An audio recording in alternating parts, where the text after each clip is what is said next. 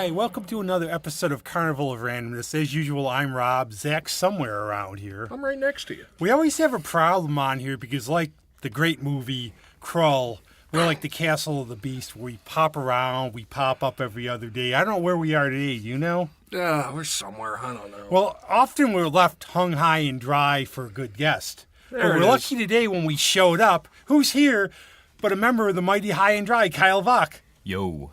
And can you say a little bit about yourself? Sure, yeah. I'm happy to be here today and not going to spill the beans about where this secret location is, but we are in a bit of a pickle, and that's all I got to say. But yeah, very happy to be here and hype up everything that is MHD. Got some good shows on the horizon we'll talk about, and yeah, just really happy to have been asked to be on here and hype it up. Well, you were actually in Woodstock, and not the little bird from Peanuts, actually Woodstock, New York, right? Yeah. I just had a really fun weekend. Was down there to see a show from a really, really great singer-songwriter named Mike Taylor. So it was a special weekend, and yeah, the other fellas were pretty busy today. I think a couple of rehearsals, but yeah. The life of musicians, huh? Life of musicians, yeah. It's today's Sunday, but it feels like next year. Yeah, it feels like next year is already here. But you couldn't mention who are the other members in the band. Sure. We got Eric Caterly on guitar, who's a smoking guitar player, smoking blues guitarist, but can play pretty much anything. And he's been tickling the twine with us for a couple of years now. And we're really, really happy to be working with him. And we got Alex Cote on drums, who is really, really talented drummer, vocalist, and writer, and as well as Eric. They both have contributed so many tunes already to our sound. And Alex is still in his 20s. You know, we're all really jealous of his age. We don't want to tell him that. Damn kids. But yeah, you know, he's a really talented dude, and he's a member of some other great projects too. So we're just lucky to have him, and then of course Alan Murphy, who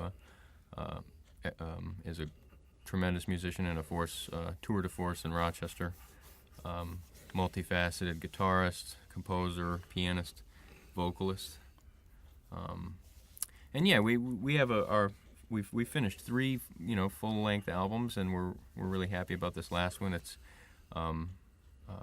not too, I think it's just from 2018. So that was only last year. That was only last year, and to think it just turned March, and oh my gosh, driving here today, I'm like, I actually drove through quite a bit of snow on the way back from Woodstock yesterday, and it's kind of like, are we there yet? Are we there yet? But how did you get together with this band? So Mighty High and Dry goes back to, let's see, probably the year 20. I graduated from Eastman in 2010, and I would say probably late in 2010 or maybe early 2011, I did a gig with Alan Murphy at the Genesee Valley Club. We did a trio gig with a drummer named Paul Mastriani. I'll have to drop his name. He's a great drummer. Yeah, we did a jazz trio gig, and it just went really well. A lot of stuff clicked, and I think Alan pulled out some really nice R&B stuff and sang standards, and it was just a cool night, and everything really clicked. So from then, I think Alan and I had just arranged to get together and talk music and jam a bit, and of course I was playing a lot of upright at the time. So yeah, I think that's kind of how things started, is us just jamming, and then I found out how big a body of work he's got, or he had written. So somewhere along the line, I convinced him to, try to record that stuff, and but at the same time, we were also definitely willing to do lots of covers, because I remember, we had an early incubatorial period. Is that a word, incubatorial? I remember a friend of mine, Kim Draheim, who's been around for years playing, he said, but in terms of covers, that maybe I can write 3 good songs a year, but there's all these great songs out there for interpretations. And I thought, it's pretty cool to do that then.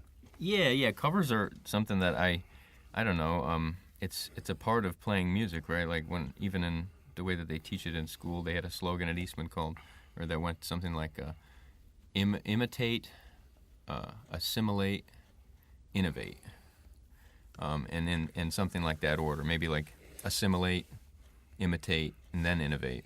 And so it's kind of, proof that if you hadn't heard any music, what the hell would come out of you, And we have to be informed by humanity on some sort of a timeline, and I think that's... Well, and they do say imitation is the sincerest form of Sure. Flattery, and you have to think, if you are willing to have a band of your own and cover somebody else's song, it means that song meant something to you, so... Mm-hmm. I don't know why artists would get upset that their works were being covered. Yeah. Because it shows that they've had an influence on other people. I think the only one who does is Captain Beefheart, who didn't like tribute bands or anything. Well, if you were going to play his kind of music too, you had to be pretty out there to try to do Trout Mask replica. Or Prince. But Dylan himself said Hendrix's version of All Along the Watchtower is the best. Oh, I'm sorry, but yeah, it's worlds better than and Dylan covered a lot of folk songs and everything himself, so it's yeah.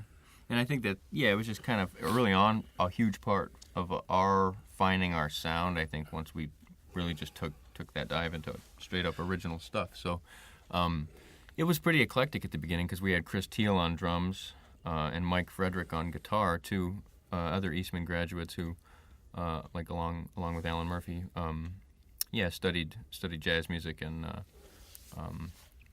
so their interests were all over the place. But our early incubator was what I'd say being we were placed up in the window like mannequins in the South Wedge there at Beale Street, the Beale Street, like the barbecue place there, and it's just funny because I remember playing there on Sundays for like a pitcher of beer and like $50, and but we tried lots of stuff there. You're better than Hayes Carl, because I don't know if you know this story. Hayes Carl, the country singer, when he started out in Galveston, he played at some place owned by the mob, and I guess he said he started out on Wednesdays, and it would say, Wednesday night specials, $2 pitchers of beer, $4 wings, and Hayes Carl. Yeah, we drank a lot of, I don't even know what the hell they gave us that was on tap that was cheap, but... Jenny Cream. But it was the band giving the cheapest stuff. So, but it was neat, though, because that was... really only about 60 yards from Alan's place, which is where we ended up having quite a lot of ritualistic Sunday rehearsals. And I think that's how you get together, too. The more you get together and gel and play and everything, that's how you come together. Yep. So we did a lot of that, like, kind of just raw bar band, blues band sounding stuff. That was the question I was going to ask. I like your music a lot. Free plug or you wouldn't be here. Well, otherwise you wouldn't be here unless you were going to give us money.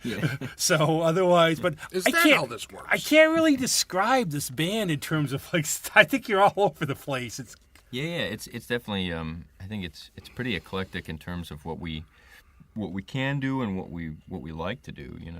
And also sometimes what comes to the various writers in the group. And I guess we've all written at some point, but the main writing really coming from Alan, the main bulk of it, and then runners up would be Alex and Eric, but yeah, all that stuff is coming from a lot of influences, and it's interesting because Alan Murphy just finished a residency at Three Heads, where he got to really kind of delve into some of his stronger influences. I was going to talk about that too. That was really I was at some of the shows, and I know you played at the last one, didn't you? Yeah. Thursday. We did. Our last one we did of his month was like the full Mighty High and Dry assembly, which is basically our 4-piece rock group with an additional set of horns, trombone, trumpet, saxophone, and 2 other lovely vocalists. The challenges behind that, and I have to say for Alex Cote and Michaela Davis, they both did their best Aladdin Sane impressions with the way they dressed on that night for Ziggy Stardust. But when you look at something like The Doors, and ironically doing Ziggy Stardust and The Doors, word was that Bowie hated Jim Morrison. Oh, that's funny. Yeah, I didn't put 2 and 2 together about that. But I don't think they're going to bother you about that. But trying to go, when you go to classic, these things like that, it's quite the challenge. And I think, speaking for myself for that night for Ziggy Stardust, pulled it off. Oh yeah, as somebody who really, I was just in the wings that night. I didn't play that show. You were guarding the merch table. Yeah, I know we were talking. We did a few tunes to open the night as a 4-piece Mighty High and Dry, which is definitely a cool thread that Alan made sure to keep through the whole month, I think, which is something. There's something to be said about that, because I think some people on the periphery of, maybe not really fully understanding what the residency months are all about, or what they've been about in the past, might sort of think that it's turning into, a place like the Dixie Stampede, which is a joint down south, I believe, in North or South Carolina, where they have like Dolly Parton impersonators and Garth Brooks lookalikes and shit, and it just ain't that kind of rodeo. I can't see you with that hat. Yeah, it really isn't like, I think that's the picture that some people believe. It seems like is being painted, but like I want to come out on the record and just say that people are covering records, but there's lots of original music that we're trying to my expose view people on it, to. from what I've seen in my friend Sam Snyder, I'm sure you know Sam. Yeah. I remember when he did the White Album. And I remember he was just freaking out, saying, "How are you going to do my?" He said, "I don't want to hear it. I don't want to hear it," because it was so close to him. But it seems like they give you artistic freedom to do all these different things. You pull in some of these, some of that, your own stuff. Yeah, I mean, and that's the thing. I don't think that no one's been forced to do anything, but there's something to be said about familiarity, And I mean, I won't go and see a movie. I always tell this to students, who really need to develop an appetite for newness, possibly to really get a feel of just having a hunger to go check out new music that they don't already know anything about. And that's something that I struggle with constantly, and my older brother has kind of helped me, because I think he's a bigger music fan than I am, but anyways, people need familiarity, so I think that if we got a ton of people in the door to come check out that Doors show, for instance, we certainly knocked him over the head and surprised him by opening up with our music, and possibly exposing people, saying, "Ha, we got you in the door for this, but you're going to check out our music too." So I think it's a win-win. I think 'cause years ago that for me, one of the albums that got me was Nick Lowe's "Jesus of Cool," and I used to call it, what I called it were gateway drugs. And Count Basie had a quote: all there is good and bad music." Because a friend of mine once said he was all into metal and everything, and he said, it's the music you grow up on and you're familiar with, but then all of a sudden you hear this new thing and try it. Yeah. So I like pretty much all kind of music except like American Idol and stuff, really. Well, that's the thing. I mean, I like, whenever we get asked on shows like this, like what our influences were, it's always funny, because I go back to my childhood, and I know that my folks listened to everything, like my dad had country albums, and my mom had like lots of contemporary stuff. So in my house, I grew up listening to everything from MC Hammer when I was a kid to like Hank touch that Williams. comment. No, I mean seriously. And as much as my generation, the way that we listen to music is fragmented, I think, in terms of being able to, buy singles. I remember Todd Kratz, my friend, he said we used to go to Lakeshore Record Exchange, and we would be those guys, have the stack of albums like this, and you can't see I'm holding my hands way far apart. We're on the podcast. But the first one would be, the top would be a Slayer album, the bottom would be a Hank Williams album. Yeah. And that's what we would do. And I was lucky because, as you know, Roy Stein, my brother was in a band with them, New Math and Jet Blackberry. So while other kids were listening to the pop, I was hearing all the different kind of stuff they were playing, and even Mazagorsky, classics, and all the alternative music. So so that's why I have to thank them for me not being popular in grade school, but my musical tastes were. Oh yeah, and I think it's important, or I mean, it's not necessarily important for someone to be successful in any kind of music. I don't think that depends on what they listen to, but for I can speak on behalf of myself, and I think for our band in general I think it's important for all of us to keep a lot of types of music in our lives, and I always talk about music in a way where it's almost like a substance, like it's a tangible thing, like food or whatever, and I talk to students about that too, because it's, I'm like, hey, you have your biggest challenge is what are you going to listen to, and I dare you to try an experiment and listen to something and steep in it, like, steep, using that word, steep in it or marinate in that stuff for 6 months, and tell me that it doesn't change you. Well, full disclosure, and I could say this, like next week I'm probably seeing Harmonica Lewinsky, which is sort of surf, odd out there. I go to punk shows, I go to your shows. I'm going to a ballet at Nazareth this month. Cool, like that. And I have to, admit, I'm going to out you as a classical musician because I went to the Penfield Symphony Orchestra Christmas show you were playing. Oh, no And way. now, what's Cool, the cool. difference? Yeah, and I sent you a message like, Kyle, somebody gave you roses. Yeah. Oh man. And it's like, yeah. hey, it's Kyle playing classical. Oh, that's so funny. Yeah, it was a. But how did you get into classical too? And what's the difference playing classical between that and more rock? Well, it's funny. I mean, I only dabbled in classical music while I was studying at Eastman because obviously in the master's program there's in the jazz track you've only got 4 semesters and there's just so much. There was so much for me to catch up with when I got there. I didn't even have time to use a bow, so I always kind of joke about feeling naked holding a bow. But I did play in a couple of pretty good symphony orchestras composed of both students and teachers at a music camp I taught at in Pennsylvania and also at SUNY New Paltz. And I've had a cool relationship with people like Tony Caramia at Eastman, who has pulled me in on a couple of occasions to do unique pieces of music like the Chick Corea piece we did that are more sort of symphony orchestra with jazz combo kind of mashups, if you will. And so that's kind of what that was. And it was just fun to play such a difficult piece and try to gel it all together. And the only thing I can say is that it reminds me of playing in pit orchestras, because I've done a lot of that too, and there's a certain elasticity you have to have with that, and also versatility. And I do love classical music, and it was really fun. And I do like, for Christmas, it's holiday music, but it's enjoyable. My dad likes it, but I go to all the other ones too. Well, it's relaxing. Yeah, I was going to ask a question about jazz, because as far as a musician goes, I would be very good as a vocalist on an instrumental track, and I couldn't carry a tune if you gave me help up a flight of stairs. So I'm a fan. I enjoy it, but I'm not good at it at all. But jazz, to me, in a way, would be a little scary to play to it because there's a lot of improv and everything. So it's great in a way because you have free reign to go the way you feel, but there's no, okay, I'm going to do this and this. I have to really carry this.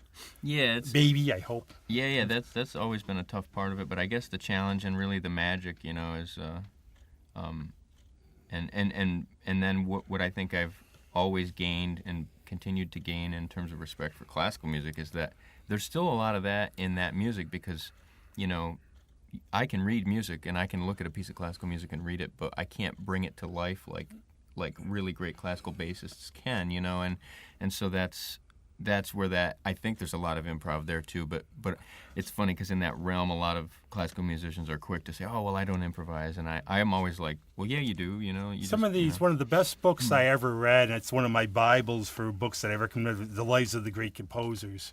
And one thing you realize, all these guys were kind of insane. But just there's a couple of them that are pretty nice. But it's amazing you would hear Mozart. He could remember as soon as he heard it. And how this came to life, and just the structure of classical music. It starts at this, okay, then it goes. You really find out there's a method to everything. Yeah.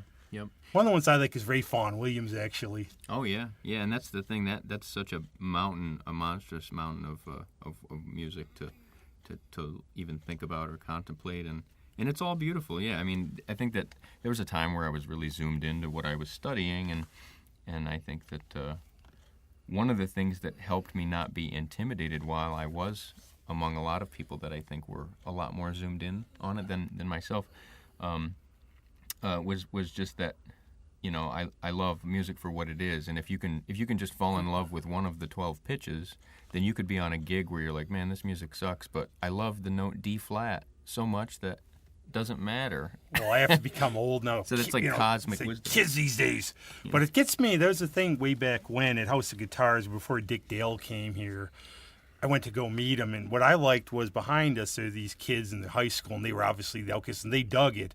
And I get a kick out of younger people digging classical music, because I have to admit, a lot of times, go to the RPO, we're the youngest people. There's a lot of older people, and I'm thinking, this is really cool stuff. It'd be probably hard to sell it to younger people. Yeah. It's funny that you mention that because I'm going to bring up my brother again because he's somebody who's always seeking out music to the point where I feel like as somebody who plays music, I'm limited somehow because of knowing how the pace that he can just check new music out. But he's always one step or two ahead of me, and he's shown me a way that I think classical music is being continued to be celebrated now, and it's in more of a contemporary vein, and I'll bring up a modern guitarist that's really kind of a virtuoso composer of music that is it's this instrumental music that's just beautiful, and his name's William Tyler, and he's probably been on the scene longer than I thought, but I'm still naive to his stuff. But anyways, his stuff is great, and it's original compositions on the guitar that to me are extremely classically based, but they have such a nod to the contemporary too, and almost like a Nick Drake folk feel to them as well, that it kind of pulls. I think it pulls in new young listeners to hear some of those classical chops that I'm sure he has. Nick Drake was an early 1970s folk singer, very haunting voice, very interesting. Pink Moon, something Moon was one of his albums. Yeah. I was gonna, as we get around back to the Mighty High and Dry. Why bass? Why bass? Well, early on, nobody else wanted to play the damn thing. No, I thought because it's easier to carry around the piano. Well, no, it's the bass. It's. I started playing in a band doing like Creedence tunes and stuff in high school, and my buddy, who was a year older than me, was already pretty good at guitar. So I got an acoustic guitar and was quickly like, well, we can jam together and do this, but we were kind of looking to form a band because we knew a drummer. So, he had an electric bass, I think, and then I ended up getting a P bass, and I kind of quickly started to dig it, and just the feeling of it and how it took a different type of coordination. Do you have any influence? I mean, for me, all I could think of is Tony Levin and Jaco Pastorius. Well, yeah. It's actually early on, I think somebody. It was actually from Weather Report because I said Spyro Gyra at one thing. Oh yeah. No, the great bassist from Weather Report. I was definitely touched by his stuff earlier than any other electric bass player, I want to say, because I had a teacher give me this instructional DVD that he did that was kind of a famous session he did with drummer Kenwood Denard and John Schofield, and they played funky tunes like they played The Chicken, and he talked about, and I was more just interested in watching him play and hearing how good his feel was, and it made electric bass just look like this unbelievably fun. And a lot of bassists, Duff McKagan and many others, point to a lot of the groups like Cameo and Parliament and everything for the bass sound for them. Heavier and where it's almost like a lead instrument. Oh yeah, and I mean there's so many various types of sound, and I think even in the funk realm, like some sort of distorted or fuzzy bass sounds that I love, and Alan actually is hugely influenced by funk music in general. He used to have a band called Swingin' Beef that was pretty successful in town, and so that again I've heard of a that, nod to like that funk stuff, and then how some of the bass lines are real funky and are definitely. My friend Ryan Hurley uses 1916 Grease Creepers, many other bands, and he said, because I said I really enjoy the upright bass, and he said the big difference between that and the other bass, this one's a lot worse to carry. Yeah, and to bring up that, it's funny because my early influences on upright were probably jazz musicians like Rufus Reid and Ron Carter, but then I discovered Medeski, Martin, and Wood in college, and got into the bass playing of Chris Wood. String cheese instrument? Yep, a lot of the jam bands stuff, and that's, again, my older brother got me into that early on. Bands like Fish, I think a lot of those bands, and it's not a lot of times my cup of tea, but I think a lot of the really talented musicians are in those bands. Oh yeah, I mean, a lot of, because it takes a ton of stamina, I think, to play that music, and as I'm trying to coach the ensemble at Nazareth, the rock ensemble there this semester, we're working on Eyes of the World, by the Grateful Dead, and one of the hardest parts, because chord-wise that's not a difficult tune, but just capturing the loose feel that they had, that really is sort of a combination of swing and not swing, But there's the joke, I think it's in Buffy the Vampire Slayer, in their band, where they're playing a song and they're going, okay, this takes more than 3 chords. What, are we becoming a jazz band? Yeah, it's funny. So, but yeah, like checking out all that jazz stuff in college, and it turned me on to Chris Wood, and then I really have been following the Wood Brothers since the start of their stuff, and they've always been on my radar, and I've tried to pull as much influence as I could from the playing of Chris Wood, because he's, in my mind, kind of the essence of the culmination. I think that's the way you go. Is you find people like that. Ray Bradbury said that about writing. You find a style you like. You start off with that as the palimpsest, as the start to help you, but then you make it kind of your own. Yeah. And I think a lot of bands like the High Risers, they could be out of the 1950s, but in their own way, they're unique. And I think that's what happens eventually. Yeah, and it's funny. With the Mighty High and Dry, we actually performed as a band with Me on Upright for a long time exclusively.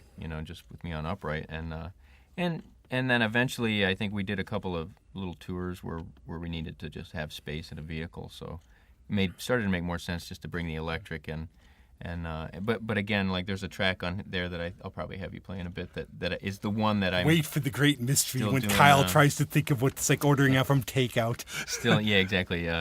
But yeah, the Upright comes from all those influences, and like whether they're jazz players or bluegrass players or people like Chris Wood that I think fuse it all together in a way that really inspires me. So. Do you have a favorite in terms of equipment? And I've heard this. I've always asked what musicians like to be asked. Nobody asks you what kind of equipment you play. Is there something more favorable, or as long as it has strings and everything, will you play it? Well, one thing I've learned is that you can really advance yourself in the music world if you've got nice gear, and nobody cares if your parents bought it for you or if you had to sell a kidney to get it. But honestly, and that's one thing I can say that's is why that you have stitches back there. yeah, no, but it's something that and just coming from both worlds, like with rock gear and stuff, it's a little cheaper. You can, with a few $1,000s, you can really have people take your sound seriously, because that's the difference between that and always buying used stuff, from a store around here. But then in the realm of, while I was at school at Eastman, I had an instrument that I still play on that is extremely modest in the grand scheme of things. It's really an instrument that's probably valued at less than $2,500. And I was at school with people that were playing instruments that valued at over 70 grand, and was lucky enough to live next door to a fella named Robert Zimmerman, not Bob Dylan, but Robert Zimmerman, the great bassist from Rochester, who also has had some interesting instruments over the years, and so that realm is crazy, because again not to say that anybody that gets a nice instrument is gonna do well, but one thing I've learned is that I just I've seen over the years, people, because I've played in some really nice settings with the Yugo of basses, and I think it's so and I flipped think over in low Well, winds. seriously, I had a friend of mine in college. During the winter, his Yugo flipped over on the expressway with the wind. Yeah, and so I think that I've seen people clearly judge my instrument before I've even played it, and not only that, but I've also played instruments where I'm like, wow, I can work. I have to work like so much less hard to get this sound, And Though if you gave Zach and I instruments, it would still come out terrible. Well, not necessarily. I played piano for 12 years. Yeah. I can still read music. I can't play it anymore, but I can still read it. Which brings me to my next thing, my GoFundMe campaign to get my new bass. No, I'm just kidding. But yeah, it's definitely a serious thing. It's like woodworkers got really nice tools if they do it for a living. So they're just tools of the trade in the grand scheme of things. But when it comes to an upright and that piece of wood, it's got to have a soul to it. And I think that's what's kept me from like really wanting to put myself out there and be like, well, I'll spend 10 grand on something in a store. I've played mine so much that I think it's got its own mojo going now, and like I said, I screw what people think, and it ain't. And I'll say it in the words of Snooky Young, who I got to meet while I was at Eastman, the great trumpeter. It ain't what you do, it's how you do it. Yeah. Well, not dumb. I've only seen 2 bands in person that have used an upright. It was years ago when I was at school. I think G Love and Special Sauce played somewhere around here. Yeah, probably RIT or something. It was either RIT or U of R. It was one of the two. Nice. Because I was going to U of R at the time. And the other was, I think it was the Necromantics. They've got They're a psychobilly. Yeah, and they have a female upright bass player, and the bass is kind of shaped like a coffin. Oh, cool. And I saw them. Brian's is like. I saw them at this tiny little club across the street from Cleveland State University. Nice. But That's wild. she was rocking it. I mean, and it was definitely, obviously, it didn't look like an upright bass because it was weirdly shaped. But man, she was rocking the hell out of it. I always get scared when they stand on it and they're going to fall down or something. I would never do that. Don't there's- ever do that. Who was that comedian that did that? Well, Jim Jimbo from Reverend Horton, Tabaret. he does it. Yeah, the acrobatics that go with some of the psychobilly stuff. Yeah, no way. I was going to ask because, I mean, I've known Roy Stein for years. If you know him, my brother was in a band with him, and he's been around for decades and decades. And I'm a little bit familiar with, because of their band, the recording process. And I used to say, back in the day, the joke was it sounded local because you could hear just the quality of it. So, which is good. Just plug to them. Sundown on Venus just got remastered. Look for it online. But one of the things It's not plug time I've yet. noticed now for local bands, the stuff sounds good. And what's been the process going through? You've done how many albums? I know I have them all, but I only brought this one. But what's been the process for recording in your studio and everything now? Well, we've had a tight relationship with GFI Studios out in Ontario and Tony Gross, and I guess the truth is Tony. We've always been able to get a great sound that I think is definitely puts it up to a more of a national platform in terms of quality, hands down. But I think since we've been there, a lot of our friends have been opening up places too. There's just I hate to say it kind of, but there's lots of competition, and there's just lots of good engineers out now that I've met in Rochester, and so there's people making great records. And you enjoy the process people making too? great rap How's it gone records, from jazz records, maybe rock now records? to the first time you've recorded, you feel more comfortable, or it's the first time you've ever gone in the studio? Because I still don't get the thing for being amateur at this, that I know a lot of you lay down the tracks. I mean, you don't play, some bands do play live, but a lot of times you'll lay down the track, you'll do the vocals. That just seems like a little jigsaw puzzle. Yeah, and then the next day the guy will come in and play the guitar, and then they'll overlay it. Yeah, that's the thing. I think my first couple times I was very confused at the order of operations, but yeah, it's just pretty much has been kind of the same way each time, unless every once in a while I think we'll do a track. I think we've done that once or twice where we at least try to track things as a band you want to live. talk briefly about the albums you've done before the new one? Yeah, sure. Our first album, self-titled, we did, and I think, gosh, that was like 2011 or something, and that was done at GFI and on our own independent label, Interrupt Records, and that was with Mike Frederick on guitar and Chris Teal on drums, actively playing in our band, and let's see, Eric Caterley actually did lay down a track on that one. We had another great guitarist play on that track, or on that record, Dave Riccioni. And let's see, that album was we were all really happy about that one. It had a couple funky tracks. I had a track on there that people kind of compared it to Steely Dan, which we dug, and My dad's a fan of Steely Dan. Oh yeah. Well, that's the music I grew up with. Him was like Motown and that whole thing. So that's where my music interest began. Nice. But Yeah. Well, Steely Dan's got that classical vibe too, Yeah. jazz. Yeah, and he's it's a- polished, He's an interesting conglomeration. Named after a dildo from a William F. Burroughs story, but that's beside the point. Dude. Naked Lunch. Well, it is. I know. So, but yeah, so that first album was cool. We're all happy with that, and after that sort of sank in, a couple of years later, I think it was 2012. Yeah, we put out The Next Waltz, which was an album we did with both those guys still in the band, Mike Frederick and Chris Teal, and we had some cool cover art by local artist Caitlin Yarsky. Hey, we know Caitlin. Yes, Caitlin's Yeah. been on here many Cool. Yeah, she's really, really talented, and we had her do some cool We stuff. actually Actually- forgot to mention her.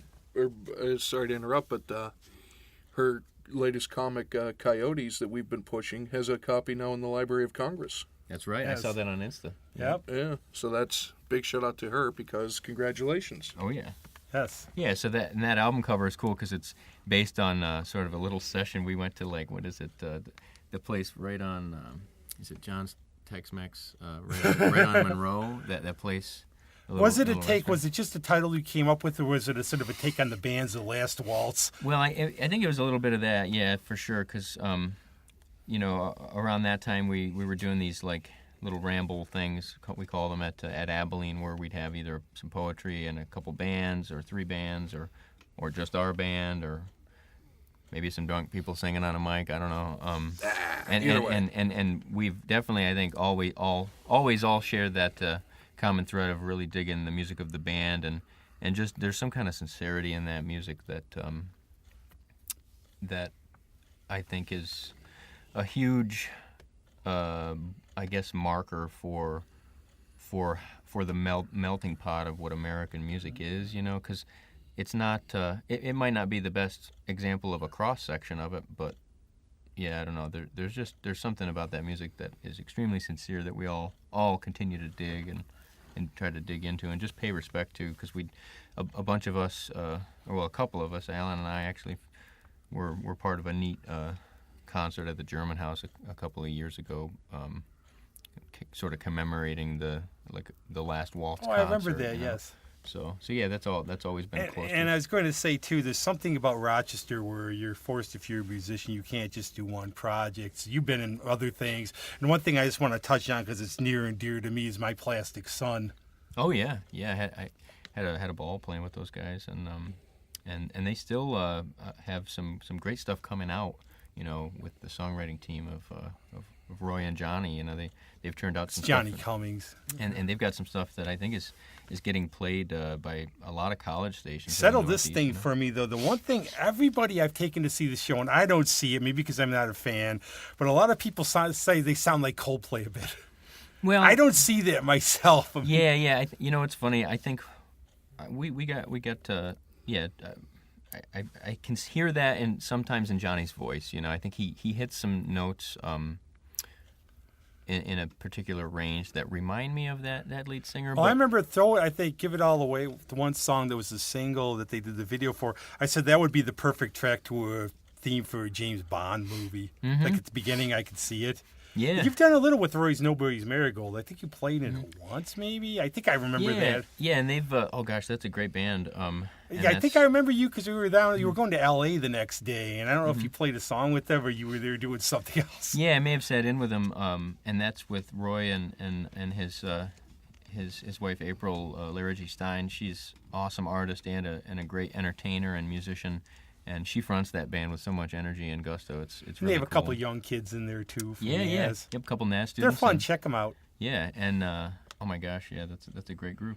Yeah, you have a lot of that at Nazareth. You have a lot of the music coming out of there. Well, yeah, I mean, it looks to me when I went to Fisher's, it's not just a place I used to drink beer in the back of the golf course anymore. Mm-hmm. Statute of Limitations is up.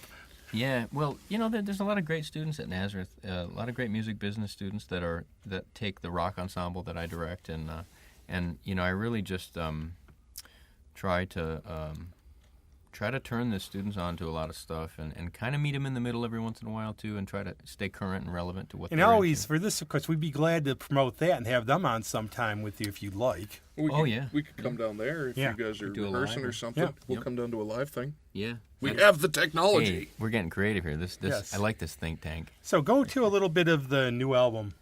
Sure. The new album is definitely, I would say, just as eclectic in ways as a lot of our or the other two. I would say so. And I think that this one, Excuse me. aside from a couple with the full band that are really kind of rocking, has more of a I guess like a lighter, more acoustic vibe to it. Like the track that I'll have you play is, I'm playing the upright and everything, and it's just it's a great album, and it's got one of my favorite tunes I think that Alan has written on here, as well as a song that probably has put out the strongest political message, and message I guess to humanity, that we have as well, called "I Was Living Here," that has a great music video featuring. Sounds very good on the radio too, because either WAO or ITR or something. I heard it on the way home one day. Yeah. And I was like, "This is really cool." Yeah, and we were lucky enough to get, Danielle Ponder On the Tomorrow People. And Brian Lindsay to sing verses on that too, that are just really powerful, and that they ended up playing that video, our music video for that. As sort of a preview in the Little Theaters series, Witness Palestine. Yeah, and you played Little, obviously, a lot I've seen. You played a lot of the months there. Yep. And it was a powerful moment. We watched, Alan and I went to one of the Saturday shows. I think during that film festival, Witness Palestine, to watch a pretty powerful film about how, how difficult things are over there between Israel and Palestine and just that's been the history of that. We could do a whole episode on that. It's really vicious and years and years, and it's amazing. If we ever get serious, besides we do these episodes with our New York Tourism Board member Jeff Bauman, and we go on about we actually talk serious issues. Right we go on about that. It's very complicated. Oh, it's super complicated. But I feel and I feel like somebody who was really naive to it even before we went to that video to watch that screening, and they did a web kind of a live Skype with one of the film's producers, and it was just really informative, and we were excited at the end to have even been asked to be a part of it, because one of the themes in the song is just kind of relating to not being welcome in your own country, and I think that's a huge part of what we're dealing with now in our country, with the whole mess. So seems they know as everybody, it's like you're for this or that, and if you're not for this, I hate you. If you're for that, it's too much division and everything, and it's really sad, especially to judge people a lot of times. If you just you're like this, why do that? I don't know. Yeah, so anyways, it's a powerful video, and we urge you to check it out on YouTube. It's got a ton of hits, 7,000, something like that, almost 10,000. Well, speaking of that, one of our big things here, and we'll be glad to have you back, all these other guys, if they can get up early enough. I know, that's the thing. They were out at a long one. No. Surprise. Guys but are all working. You friggin' musicians, man. But I swear to God, I'm the only person in Rochester not in some sort of band. Promos. What are you playing? Got? Where can we find you? What can we do? Okay, cool. So Mighty High and Dry has some stuff coming up. Okay, we've got a show. This is a pro, by the way. After the interrupt, he's got it written down for once, unlike us. This is like my teleprompter here. Yeah. So on March 28th, this is coming up. We've got a show playing with Moving Mountains, which is Woody's band, Woody Woodruff.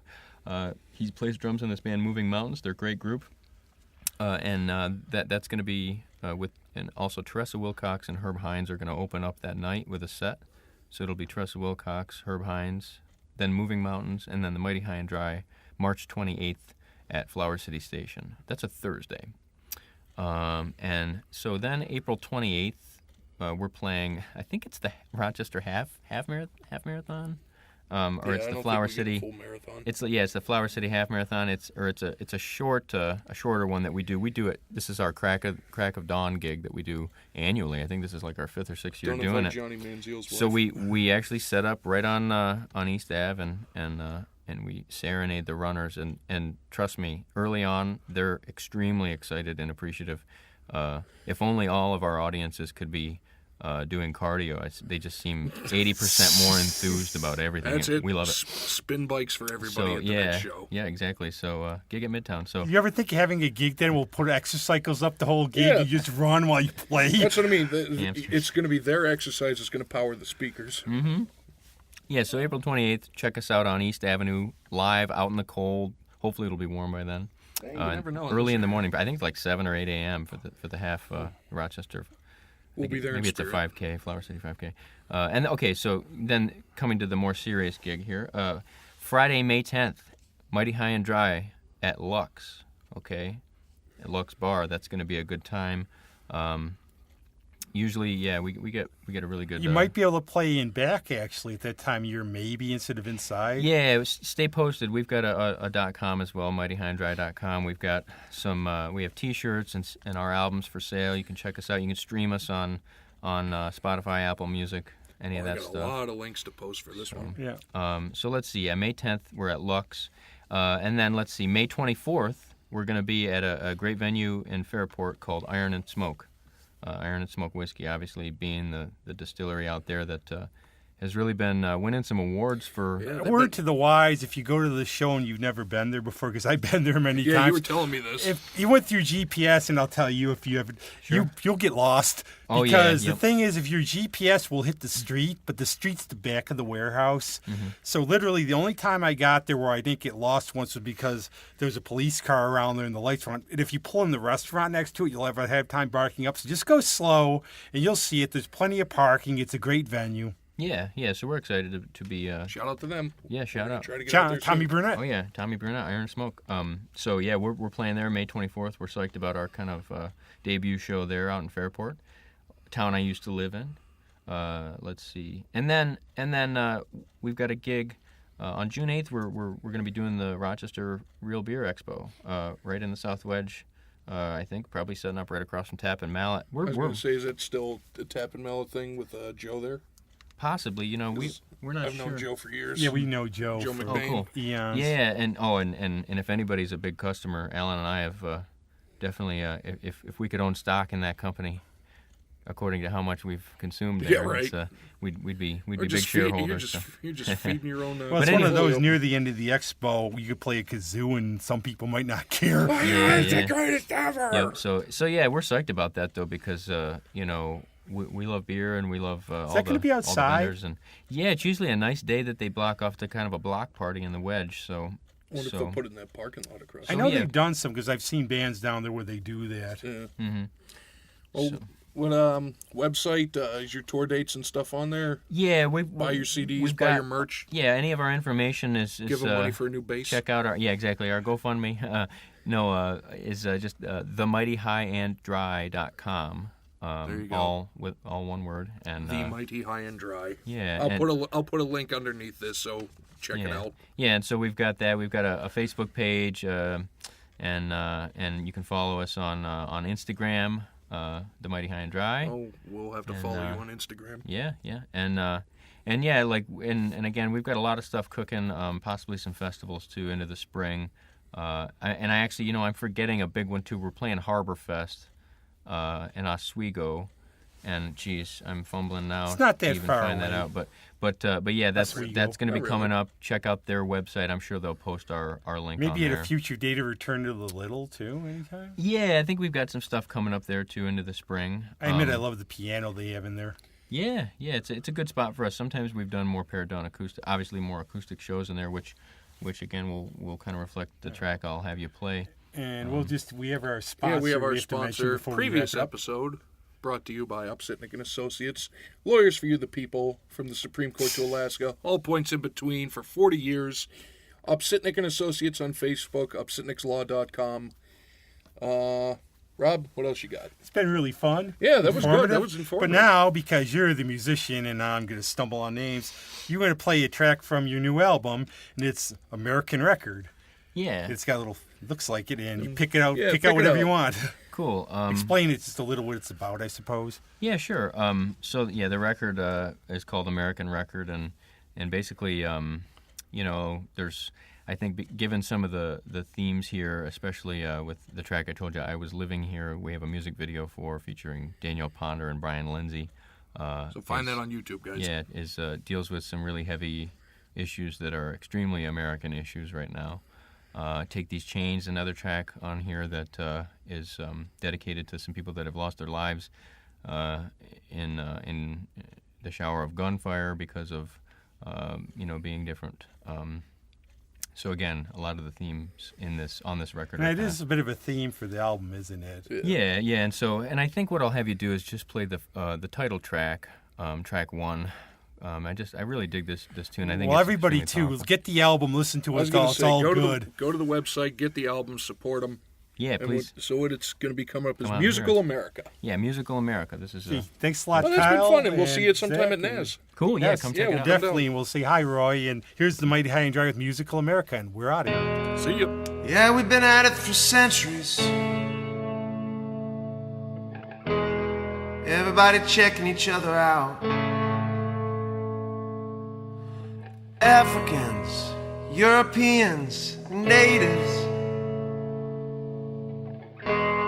all searching for the sound. We learned in the streets and in the fields, from the schools and the land, from our families, and we passed it along. Had lessons in grade school, and we played through high school. Some gave it up, some kept going. We sang in church, and we sang in the shower. We sang for love, and we sang for power. I just wanna be part of that song. Musical America, home of the free. Musical America, there's no place that I'd rather be. We bought records, went to shows, woodshedded on our axes. We bought horns and strings, books to practice. We built basses and drums, and we chanted the soul's grace. We gave life and gave meaning, and we brainstormed band names. Musical America, home of the free. Musical America, place that I'd rather. We played Maine and Virginia, and we played Key West. We drove from New York to Vegas without stopping for rest. We played at the Res, and we stayed in town. Put your ear to the ground if you want to hear the sound. Musical America, home of the free. Musical America, there's no place that I'd rather be.